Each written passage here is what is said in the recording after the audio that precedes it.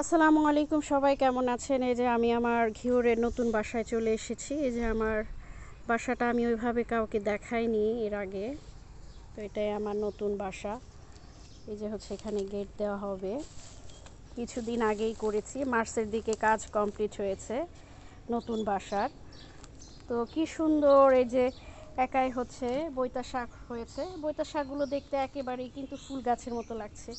মাশাআল্লাহ, খুব সুন্দর, সবুজের মধ্যে লাল লাল পাতা। এই যে কি সুন্দর লাগছে দেখতে, খুবই সুন্দর। কিছুদিন আগে আমি দুটো আম গাছ লাগিয়েছিলাম। এই যে ছাগলে অনেকগুলো ডালপালা ছিল এদিক দিয়ে, তো ছাগলে খেয়ে ফেলেছে ডাল।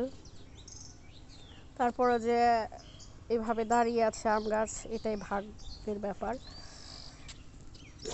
এটা আমার একটা রুম, এটা দেখাবো একটু পরে। এই যে এখানে কিছু সবজি গাছ লাগানো হয়েছে, এই যে সুন্দর। অনেকদিন পরে আসলাম, আসাই হয় না ব্যস্ততার কারণে, মানিকগঞ্জের বাসায় থাকা হয়। এটা অনেক শখ করে বাসাটা আমি করেছি আর কি। এই যে কি সুন্দর বইতা শাকগুলো একেবারে ফুল গাছের মতো লাগছে। মাশাআল্লাহ, আমার গাঁদা ফুল গাছটা অনেক সুন্দর হয়েছে। যে শুধু একটা ডাল লাগিয়েছিলাম, আলহামদুলিল্লাহ আলহামদুলিল্লাহ, কি সুন্দর, ভাবাই যায় না। ওরে বাপরে, এত সুন্দর হয়েছে মিষ্টি কুমড়া গাছ। এই যে মাশাআল্লাহ মাশাআল্লাহ।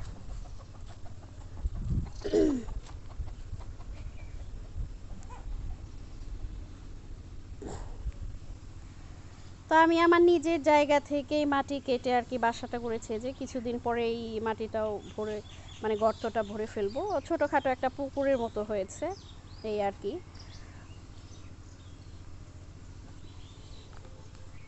আমি খুবই মানে আনন্দিত, আল্লাহর কাছে লাখ লাখ শুক্রিয়া যে এত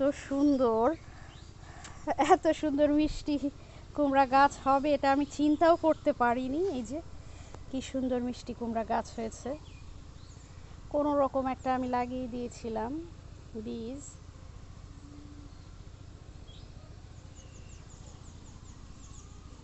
খুব সুন্দর হয়েছে। তো এটা আমার টিউবওয়েল পাড়। এই যে আমার টিউবওয়েল পাড়টা আসলে কিছুদিন আগেই করেছি, থাকি না, ভাড়া দিব সেজন্য। এই যে তাই এভাবেই করা হয়েছে।